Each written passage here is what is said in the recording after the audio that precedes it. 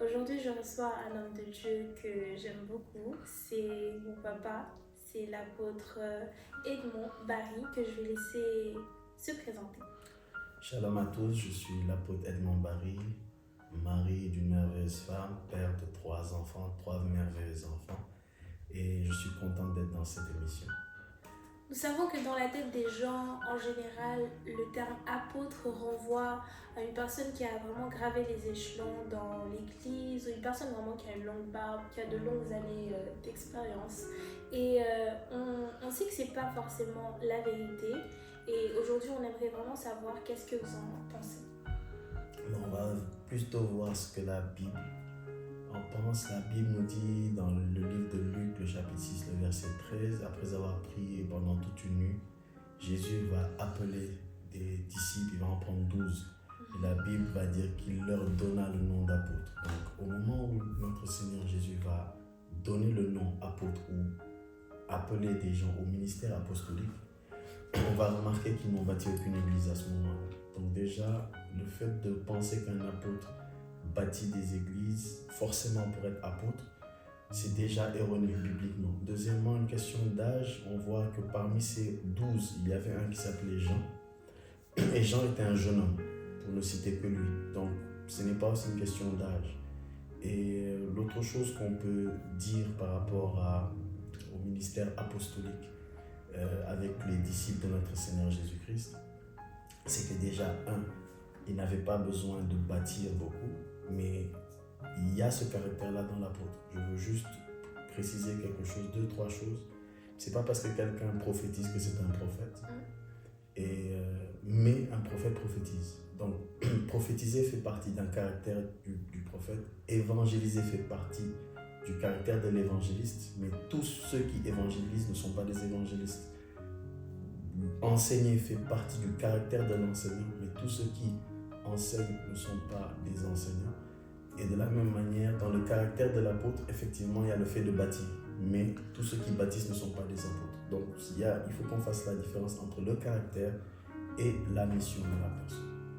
Yes. Pouvez-vous nous expliquer comment est-ce que vous êtes venu à Christ? Waouh, ça, c'est mon histoire, ma belle histoire avec le Seigneur. Alors, tout est parti d'un jour où c'était au mois d'octobre. En fin octobre, j'étais chez moi, j'étais à Dakar. Et ma sœur est arrivée des États-Unis. Elle a commencé à me parler très enthousiaste par rapport à un programme qui devait avoir lieu. Programme d'évangélisation et aussi d'impactation dans les églises. Je ne connaissais pas le Seigneur et elle m'a parlé. Et c'est au travers d'elle que j'ai eu à rencontrer un homme de Dieu qui m'a beaucoup impacté. Et je ne sais pas s'il regardera cette vidéo, c'est le docteur Moussa Touré. J'ai vraiment été impacté par cet homme, c'est au travers de lui que j'ai connu le Seigneur. Mais ça, je peux dire, c'est la 3e phase de ma conversion. Parce que ça s'est fait en plusieurs phases pour ma part. La première phase de ma conversion, tout a commencé un soir où, 2 ans après le décès de mon père, on m'a appelé, ma grande soeur l'aînée, parce qu'on est 3. L'aîné m'a appelé pour me dire que voilà, ça ne va pas actuellement, mon autre grande soeur, puisque je suis le dernier, et entre la vie et la mort. Et quand elle m'a dit ça, elle m'a dit de ne pas en parler à ma mère, de ne pas l'inquiéter. Sur cette base, ma mère était juste à côté de moi et je ne pouvais pas lui parler. Je n'avais jamais lu l'histoire de la femme sunamite. Et à ce moment-là, j'ai agi comme elle. Quand ma maman m'a demandé qu'est-ce qui se passe, je lui ai dit tout va bien. Je ne connaissais même pas cette histoire. Et dans mon cœur, j'étais comme révolté. Je me disais pourquoi mon père est mort il y a 2 ans et que ma soeur risque de mourir et on va ramener son corps. Ma mère ne peut pas vivre ça. Alors c'est sur cette base-là que j'étais dans une forme de colère. Pas contre Dieu, mais contre le diable. Et j'étais là, ma soeur m'a rappelé pour me dire que c'est fini, que le cœur de ma soeur ne battait plus. Et donc j'ai prié. Avant, je rêvais d'être footballeur, c'était un rêve d'enfant. Et j'ai fait cette prière au Seigneur, je lui ai dit, je ne le connaissais pas, mais étant issu d'une famille religieuse, donc on avait une petite notion. Et j'ai dit au Seigneur, Seigneur, prends ma carrière de foot et donne-moi ma soeur. Tout ce que j'ai dit, et voilà, j'étais très très nerveux à ce moment-là. Et quelques minutes, peut-être 45 minutes après, je reçois un autre appel. Et l'aînée me dit que finalement, elle était à l'hôpital et elle a été réanimée. Donc elle est revenue à la vie. Je ne connaissais pas le Seigneur à ce moment-là. Et ça, c'était la première phase. La deuxième phase, j'étais parti à Bissau, en Guinée-Bissau, pour le foot. Et là-bas, il y a eu une campagne d'évangélisation du bishop Doug Howard Mills. J'ai assisté, j'ai été touché et j'ai désiré connaître le Seigneur, mais je n'étais pas dans une assemblée. Donc ça revient à la question qu'on a posée tout à l'heure. Je n'étais pas dans une assemblée, mais je lisais la Bible, je dévorais les Écritures, mais je n'étais pas dans une assemblée. Donc quand je suis revenu de Bissau, c'était en fin d'année, avec les amis, on emmené dans des soirées dansantes, des boîtes de nuit, mais mon cœur n'était plus dedans, mais j'avais personne pour m'orienter. C'est dans ce contexte que dans la troisième phase, le docteur Moussa est venu. Il ne m'a pas prêché l'évangile, je l'avais déjà entendu, mon cœur était touché.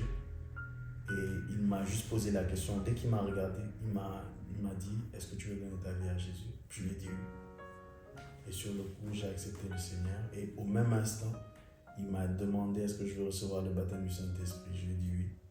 Et j'ai reçu le baptême du Saint-Esprit. Donc c'est pour ça que j'ai eu une conversion assez particulière. J'ai reçu le baptême du Saint-Esprit à l'instant. Et c'est un peu ce qui caractérise mon ministère, c'est-à-dire quelque chose de très atypique. Oh. Alors, nous savons que vous êtes le visionnaire du ministère Jésus Sauve. Est-ce que vous pouvez nous parler de cette œuvre? Alors, le ministère Jésus Sauve a commencé il y a plusieurs années, en 2016 déjà. Et c'était plutôt sous une forme de cellule qu'on a commencé. C'était, comme la Bible dit, ne négligez pas les faits de commencement. On a commencé vraiment quelque chose d'assez, on va dire, modeste. C'était d'abord une vision de toucher quelques jeunes, mais la vision était très claire. C'était vraiment de voir l'impact du royaume de Dieu dans la vie des gens et dans leur quotidien, pour essayer de résumer la vision que j'ai eue avant de commencer. On a commencé comme une cellule et après, l'œuvre a pris une forme de ministère et là on est en train d'entrer dans une dimension d'église. Mais nous sommes dans un pays qui est assez particulier, le Sénégal, où beaucoup de personnes ont du mal avec le mot église. Tout à fait. Beaucoup de gens ont du mal, donc on garde le nom ministère Jésus Sauve, mais on a pris une forme, on va dire, d'église sur le plan biblique. Alors nous voyons que beaucoup de personnes veulent évangéliser de nos jours, mais concrètement, comment est-ce que ces personnes peuvent s'y prendre pour le faire promptement afin de gagner des âmes? Ok, alors la première chose déjà, le phénomène gagner des âmes est devenu comme, pour certains, comme un concours. Il faut que je gagne beaucoup de personnes, que je gagne des âmes. Mais pourtant le Seigneur a dit, faites de toutes les nations des disciples. Souvent on oublie la notion de faire des disciples. On se concentre plus sur un nombre d'âmes, comme des objectifs qu'on doit atteindre. Et parfois on amène ces personnes qui ne sont pas forcément des disciples. La deuxième chose, c'est que l'apôtre Paul va le dire. Il va dire, Dieu a choisi de sauver le monde par la folie de la prédication, pas l'enseignement, pas l'exhortation. Et malheureusement, aujourd'hui, on voit que beaucoup exhortent l'évangile, mais ne prêchent pas l'évangile. Alors, quelle est la différence entre un enseignement, une prédication et une exhortation? Bon, de façon très simple, je vais prendre la prédication et l'exhortation. L'exhortation, c'est un encouragement. Là où l'enseignement, c'est on te fait découvrir des choses pour t'apprendre des choses, pour que tu aies de la connaissance. L'exhortation est là pour t'encourager. Peut-être tu es sur un chemin, tu veux abandonner. Ou bien tu es sur le chemin, tu n'abandonnes pas, mais voilà, tu ne sais pas ce qu'il y a devant. Et tu reçois un encouragement qui te booste pour continuer. La prédication est là pour créer quelque chose. La prédication produit la foi dans le cœur de quelqu'un. La prédication pousse quelqu'un à poser des actes. Et aujourd'hui, l'évangile doit être prêché. Beaucoup exhortent, c'est-à-dire ils encouragent les gens. Nous sommes dans les derniers temps, Jésus revient bientôt. Donne ta vie à Jésus. C'est comme un encouragement, bien un conseil. Alors l'évangile n'est pas fait pour être conseillé, il est fait pour être prêché. Alors comment prêcher l'évangile? Déjà, il faudrait comprendre que l'évangile est une bonne nouvelle. Beaucoup de gens viennent aujourd'hui et commencent à prêcher, on va dire, l'évangile en disant si tu ne donnes pas ta vie à Jésus, tu vas aller en enfer. Alors que quand on regarde concrètement notre Seigneur Jésus, qui est l'exemple parfait, on ne voit pas là où notre Seigneur va dire tu vas aller en enfer. On voit notre Seigneur Jésus qui va voir une femme qui a commis l'adultère et qui lui dit va et ne pêche plus. On ne voit pas notre Seigneur venir voir cette femme adultère et lui dire tu vois, si tu continues, tu vas aller en enfer. Parce que l'évangile est une bonne nouvelle. Cette personne a commis l'adultère, oui, mais qu'est-ce qu'on doit lui dire? Quelle est la bonne nouvelle qui est devant elle pour qu'elle ait envie de quitter cette vie-là pour aller? Des gens vont dire oui, la bonne nouvelle, c'est que voilà, aujourd'hui, il y a plein de choses à dire. Je pense qu'on n'aura pas assez de temps pour tout dire, mais si je dois donner un résumé, il faut déjà connaître l'œuvre de la croix et savoir comment cette œuvre de la croix-là peut s'appliquer dans la vie de la personne à qui on prêche. Savoir aujourd'hui qu'il y a dans l'œuvre de la croix, ce n'est pas simplement Jésus est mort pour toi. C'est pas seulement ça, c'est beaucoup plus profond. Mais je pense qu'on aura d'autres occasions avec Fabienne pour pouvoir rentrer plus dans les détails. Que pensez-vous du fait de suivre plusieurs hommes de Dieu sur les réseaux sociaux ou alors d'aller d'église en église? Alors par rapport à ça, j'ai l'habitude de dire qu'une plante, lorsqu'on la met dans une terre, qu'on l'enlève pour la planter ailleurs, arroser, changer de terre plusieurs fois, cette plante ne va pas croître. Elle ne va pas avoir une croissance normale et c'est la même chose avec tout enfant de Dieu. Je crois que Dieu, dans sa sagesse et dans sa science, nous a connectés à un lieu, nous a connectés à un Père spirituel et il sait le pourquoi. Et l'une des choses que je peux dire déjà aux personnes qui vont de lieu en lieu, vous savez, et même aux personnes qui suivent différents hommes de Dieu sur les réseaux sociaux, c'est que vous allez remarquer que chaque homme de Dieu a un message particulier. Il a été oint pour un type de personne.